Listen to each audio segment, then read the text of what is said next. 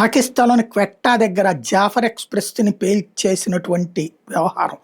Baloch rebels మేమే చేశామని చెప్పారు. వాళ్ళ దృష్టిలో బెలూచ్ ఫ్రీడమ్ ఫైటర్స్, మిగతా ప్రపంచం దృష్టిలో బెలూచ్ ఫైటర్స్, అదే సమయంలో పాకిస్తాన్ దృష్టిలో బెలూచ్ టెర్రరిస్టులు.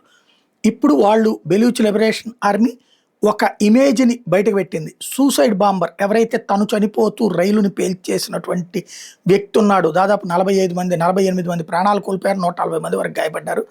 అతని పేరు, అతని ఫోటోని సమాజం కోసం త్యాగం చేశాడు అంటూ